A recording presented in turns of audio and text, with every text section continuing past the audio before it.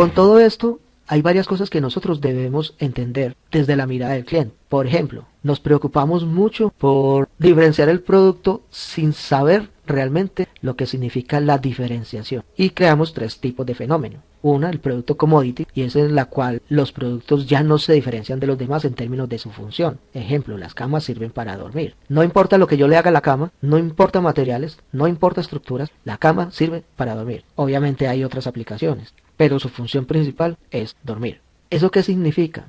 Que por mucho que yo trabaje en ingeniería para esas camas, esa ingeniería no va a ser un motivador de compra en la mente del cliente. Lo mismo sucede con la calidad commodity. Una señora que va a comprar una blusa en un almacén no tiene idea sobre lo que son las calidades de las telas. No obstante, nosotros pensamos que el diseño o la calidad del material marca la diferencia, y no es así. Existe una calidad técnica y una calidad perceptual. Usted, como productor de blue jeans, de pantalones, usted sabe cuál es la mejor tela, si una tela delgada, una tela gruesa, un entramado de hilos, etcétera. Pero usted pregúntele a una señora que está en un almacén comprando un blue jean, un pantalón, cuál es la mejor tela, y ella le va a decir, no, pues la más gruesa o la más delgada según su gusto, no su conocimiento técnico. Y ahí entonces nosotros estamos cometiendo un error a la hora de diferenciar nuestros productos y servicios.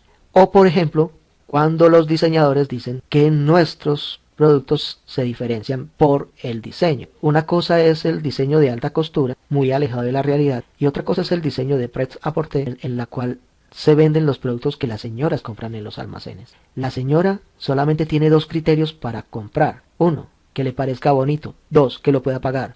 A ella en realidad no le importa como tal ese diseño, y menos sabe de quién fue el diseñador. Entonces el diseño no es un diferenciador. Pero entonces, si para el cliente finalmente no hay diferencia, la clave está en el servicio. Tenemos que decir sobre la diferenciación que trabajamos permanentemente en ella, pero tenemos que entenderla. La diferenciación está en la cabeza del cliente y en el valor que nosotros podemos desarrollar para la cabeza de ese cliente. Significa que la diferenciación no está en el producto o servicio, aunque este producto o servicio sea el móvil en el cual yo monto la diferenciación. Pero si la clave está en el servicio, también tenemos que empezar por entender qué es el servicio. ¿Cuáles son esas dimensiones del servicio? Lo primero es que el único sinónimo de servicio es resolver. Significa que la verdadera definición de servicio es cuando la resolución de un problema o un deseo es entregada y está en la cabeza del cliente. Ahí es donde existe el servicio. ¿Qué hay antes de eso? La experiencia. La experiencia que se coproduce entre la empresa que crea un escenario y el cliente que siente ese escenario. ¿Y qué hay antes de esa experiencia? Una estrategia que no es solamente frente al cliente. Esa estrategia también incluye todos los elementos de la organización.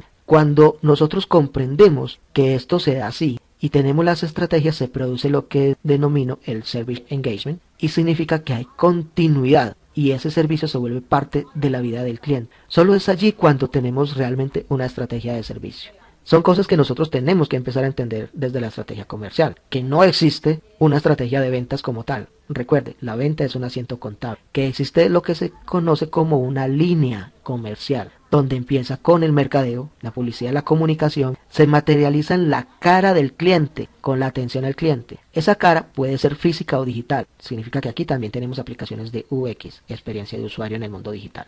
Se da el acto de facturación y cobro, después de que ya hemos entregado nuestro producto o servicio, o antes, dependiendo de la metodología. Y solamente allí se da la venta, cuando el dinero ingresa. Por eso es inadecuado hablar de estrategias de ventas. Hablamos de estrategias de servicio. Cuando ya la venta se dio, el dinero ingresó, se da la etapa de post-servicio. Por eso también es inadecuado que hablemos de estrategias de ventas. En este servicio entonces nosotros tenemos que conocer cómo funcionan todos los indicadores que hay del CX. Esos indicadores me van diciendo si mi chaza en una esquina de un parque realmente funciona, si estoy haciendo lo necesario para atraer a los clientes a esa esquina y les estoy entregando lo que ellos desean, o simplemente estoy ahí esperando a ver quién se compadece y me compra. Hemos empezado a conocer, por ejemplo, que el servicio a domicilio de la tienda del barrio se ha vuelto una solución espectacular para los clientes. Cuando se había pensado en una tienda, en una ventanita, en una esquina de un barrio, que tuviese analítica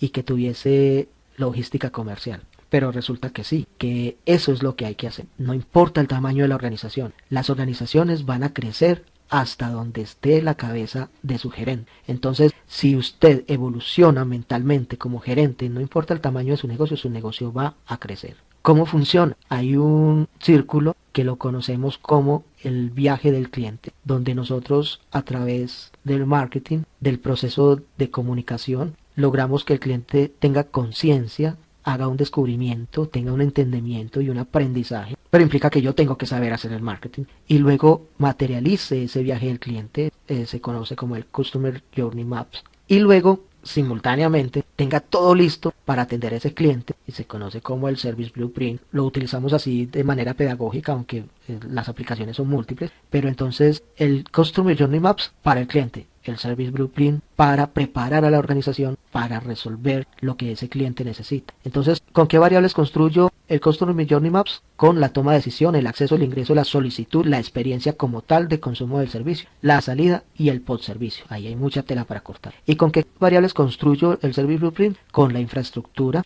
con todo lo que tiene que ver con el marketing sensorial, con la organización como tal, con el diseño de los procesos. Ahí nosotros tenemos que empezar a hablar de el Smart Factory. Con los sistemas tenemos que empezar a hablar del mercadeo digital, de la transformación digital, con la cultura y con las personas. Y esto se convierte en un círculo. Si nosotros no tenemos esto en la cabeza, entonces muy difícilmente vamos a tener una verdadera estrategia comercial. Iniciando por el diseño de los productos y servicios. No se diseñan de cualquier manera. No es que yo me la inventé. Tiene 4 leyes que no se pueden romper, porque cada una de esas leyes, y por eso se llaman leyes, implica un momento estratégico para el diseño de ese producto y servicio. Una ley del menor esfuerzo, que no significa pereza, sino que significa hacerlo adecuado en el momento adecuado. Ahí es donde yo tengo que tener el conocimiento del manejo del dinero suficiente para hacer una gestión de costos en la producción de ese producto y servicio. Levantamos lo que se conoce como un mapa de inconvenientes para que nuestro producto y servicio en realidad solucione y sea fácil. Una estructura racional en la cual nosotros proponemos una oferta de valor y que realmente funcione para ese cliente. Es lo que conocemos nosotros como el sentido práctico de los productos y servicios, aunque ese no es el motivador de compra, sino que es la solución como tal. Una ley de la semejanza y la relevancia, y es cuando yo logro hacer mercadeo de profundidad y diseño los productos y servicios para esa estructura mental específica. Y una ley de la diversión, porque a nadie le gustan las cosas aburridas, a nadie le gusta lo que no es estético. Ahí nosotros tenemos que empezar a construir la experiencia y el resultado de esa experiencia, aunque no esté ligado normalmente a las risas, pero sí generalmente produce una sonrisa de satisfacción en el cliente,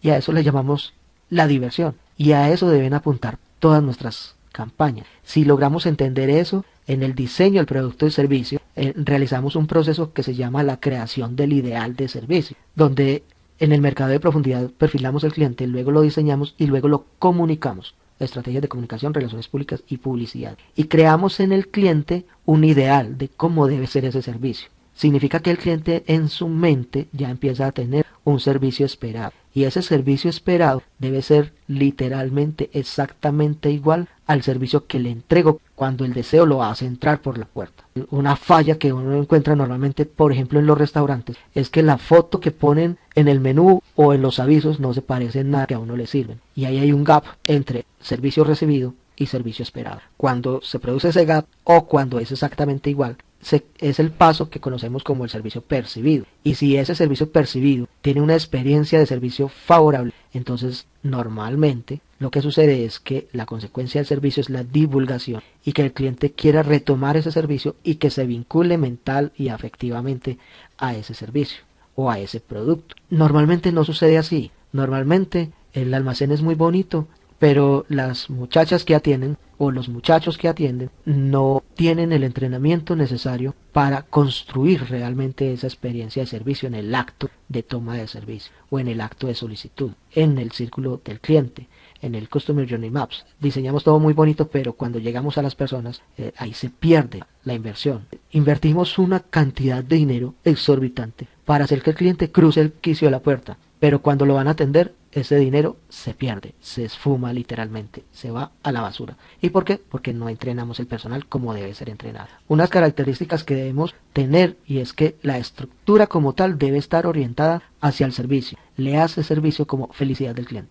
Entre comillas esa felicidad porque hay muchos elementos que son físicos y conceptuales para considerar, pero esencialmente es la búsqueda de la felicidad del cliente. Pero para eso los empleados tienen que tener un margen de maniobra, donde en cualquier situación que se presente él pueda tener un rango de decisión, un rango de alcance, un rango de resultado, siempre un registro de la situación y siempre un responsable de la situación, aunque este responsable es solo para efectos educacionales. Porque lo que normalmente sucede cuando estamos frente al cliente es que haya un comportamiento que se enfrenta a otro comportamiento, un comportamiento del vendedor enfrentado al comportamiento del cliente. Y para ambos, sobre todo desde el psicoanálisis y la neurolingüística, hay recursos mentales que entran a jugar, sus habilidades, sus creencias y valores, su entorno como tal y su propia identidad. ¿Quién es ese vendedor como persona y quién es ese cliente como persona? Y ahí el vendedor tiene que tener en su comportamiento unas habilidades de negociación desarrolladas para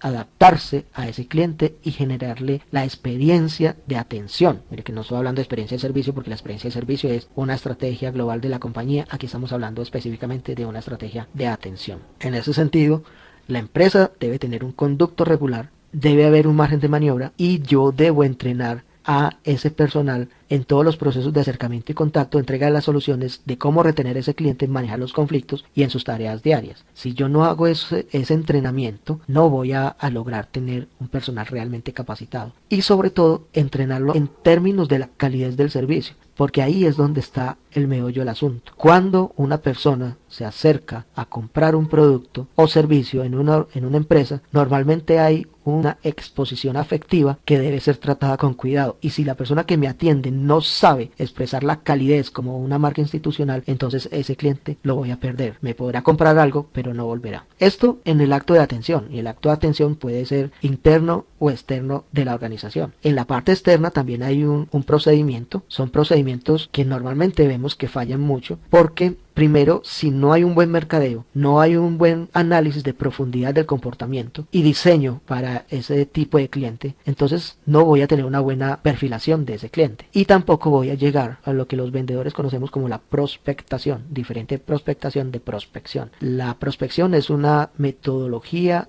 de análisis de futuros, en el cual yo diseño el futuro de una organización, pero la prospectación es la calibración de el potencial de compra de un cliente. Significa que yo debo tener la información que me da el mercadeo, la perfilación que me da el servicio para poder llegar a una real prospectación. Y esto es lo que sucede en muchas compañías. Le dicen a los vendedores prospecten, pero los vendedores realmente no tienen la información para hacer esa prospectación. Prospectación que en la venta externa normalmente tiene una matemática, y es que de cada 100 personas o empresas, en el caso del B2B, que prospecto, de 80 consigo realmente datos, y de esos mismos 100, 50 se convierten en contactos, y de hacer la gestión de esos 50 contactos, 25 se convierten en visitas cuando es necesaria la visita, aunque ahora en el mundo virtual hay un tema de inbound y de embudos de venta que funcionan tanto para las personas como para las otras compañías, pero digamos que todavía funciona el tema de la visita, sobre todo en el B2B. De esas visitas, 15 se convierten en propuestas y 5 se convierten en cierres. Significa que solo 5 de cada 100 prospectaciones, una matemática latinoamericana, se convierten en ventas, se convierten en cierres de negocios, en apertura de clientes, en apertura de negocios. Y si las cosas se hacen bien, se mantienen, pero lo regular es que por la inercia del proceso, solamente el 0.5, o sea, menos de 1,